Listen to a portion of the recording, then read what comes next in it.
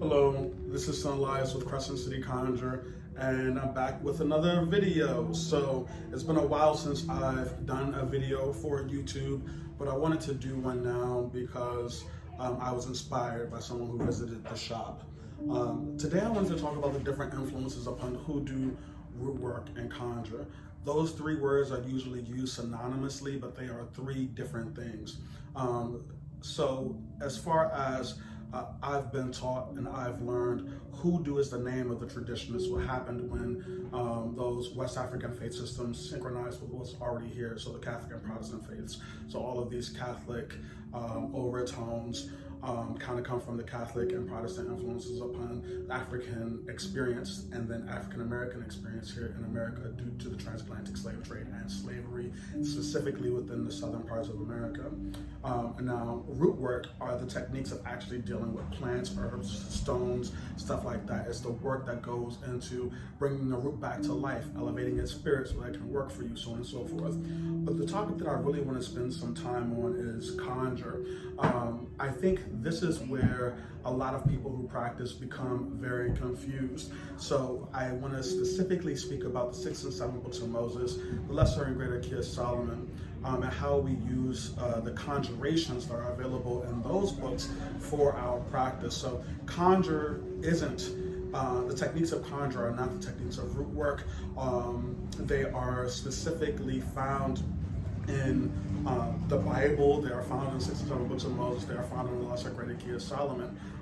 But they are approached from the perspective of the African American community. So they're worked with in some different ways. For instance, some of the precious metals that are spoken about in the Lesser and Greater Key of Solomon are substituted with wax or chalk because the culture at the time didn't have the money to afford the gold or the silver that is recommended for certain planetary correspondences, although the conjurations were definitely available in those books.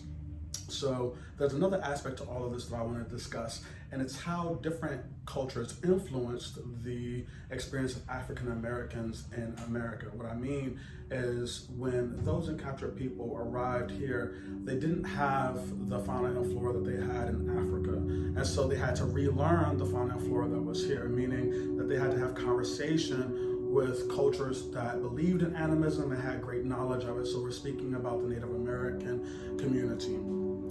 That type of substitution, which eventually built a tradition, happened in so many different ways. One of the ways that it happened was with Jewish mysticism. Now, these are two different cultures, the African American community and Jewish mysticism or Jewish mystics who believed in the magic and the power that existed within the worlds of the Bible. And so they had a lot of common ground to meet each other on. We both agreed that the Bible was a book of magic. So that information, that study that the Jewish culture and the religion had already done, African American community looked at that and said, okay, we can use this because it fits with our belief system. It makes sense to us. We can use this along with what was how we've already come to understand the Bible to supplement our work, to elevate our work. And using the word supplementation, I don't mean that the tradition is any less than what it truly is. The true power of Hoodoo comes from our ancestors. It's not necessarily in the books. It's not necessarily in the specific workings of conjuration. It comes from the memory of our ancestors that exist in our blood. That's the true tradition.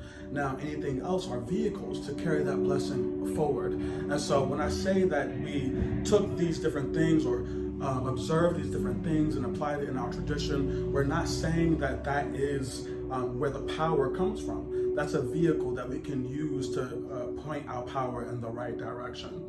So I originally started these videos to teach people a little more about Hoodoo, and I gotta be honest, sometimes it feels like we haven't moved past honey jars or sour jars or things like that. So I wanna begin talking about other aspects of the tradition, like possession that happens within Hoodoo. The same way that if you go to a voodoo fete, you can become possessed by a Loa, or you go to a Bembe, you can become possessed by an Orisha spirit. You can become possessed by the spirit of your ancestors, but we never talk about that. So this is kind of where I am in my personal practice right now. And these are the discussions that I have with people who come into the shop on a regular basis. So stay tuned, and I think we're going to go a little deeper. Until next time.